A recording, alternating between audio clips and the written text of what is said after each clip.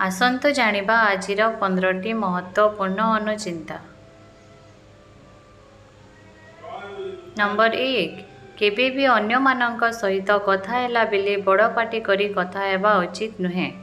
यहा द्वारा ग्रह दोष देखा देई थाए एवं मानसिक समस्या वृद्धि हेबा सहित कार्य रे असफलता होई थाए। नंबर 2 शास्त्र अनुसारे गुरु गुरुजन लोकंकु सम्मानित करिबा सहित सेवा शुश्रूषा करिबा द्वारा आयु विद्या बल एवं जस वृद्धि होई थाए। नंबर 3 सूर्यास्त समय रे किंबा परे केबे भी काहाको खटा लागुथिबा द्रव्य दही आचार इत्यादि देबा उचित नुहे। यहा द्वारा दारिद्रता देखा देबार संभावना रही थाए। नंबर 4 घरे केबे भी पानीर अजथा अपव्यवहार करिबा उचित नुहे किंबा नलरू पानी लीक हेबा अनुचित। यहा द्वारा मानसिक समस्या देखा देबा सहित अजथा खर्च वृद्धि होई थाए। नंबर 5 घरे घरे किंबा घर पाखरे केबे भी सुखी जाइथिबा गछ किंबा अधा जली जाइथिबा गछ रखिबा उचित नुहे। यहा द्वारा मानसिक अवसाद देखा देबा सहित उन्नति रे बाधा प्राप्त होई थाए। नंबर 6 खाद्य खाई सारिबा परे अइठा थाली अधिक समय पर्यंत न धोई किंबा थाली रे हाथ धोई खराब अभ्यास होई थाए। यह अशुभ हेबा सहित ग्रह मानकर खराब प्रभाव पड़ी थाए।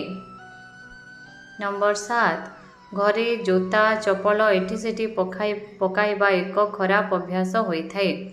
यहा द्वारा घरे कली झगड़ा देखा देई थाए एवं परस्पर भितरे संपर्क खराब होई थाए।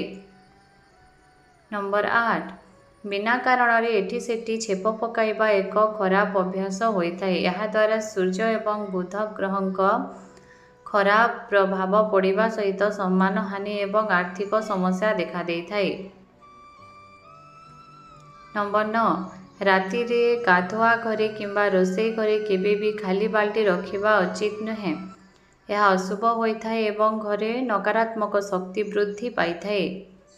नंबर 10 रोषेई घरे केबे भी अइठा बासन रखिबा उचित नुहे। यह अशुभ एवं अमंगलकारी हेबा सहित आर्थिक समस्या देखा देई थाए। नंबर 11 वास्तु अनुसारे सोइबा खट उपरे बसी केबे भी खाद्य खाई उचित नुहे। यहा द्वारा ऋण भार वृद्धि होई थाए एवं स्वास्थ्य समस्या देखा देई थाए। नंबर 12 घरे ईशान्य दिग अथवा उत्तर पूर्व दिगरे केबे भी स्वामी स्त्री सोइबा उचित नुहे। यह अमंगलकारी होई थाए एवं रोग उत्पन्नकारी होई थाए। नंबर 13 दिनर द्वितीय किंबा तृतीय प्रहर रे घर उपरे कोनोसी वृक्षर किंबा मंदिर छाई पड़े तेबे अमंगलकारी होई थाए एवं रोग उत्पन्न होई थाए।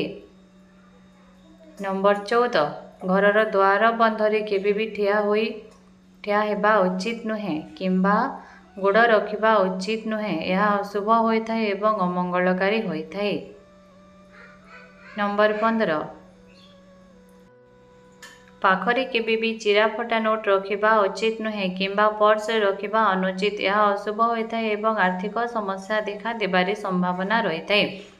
धन्यवाद दर्शक बंधु वीडियो जदि भल लगी थाए ताहले वीडियो को लाइक कर दियंतु और एमिति भल भल वीडियो देखिबा पई हम चैनल को सब्सक्राइब कर दियंतु।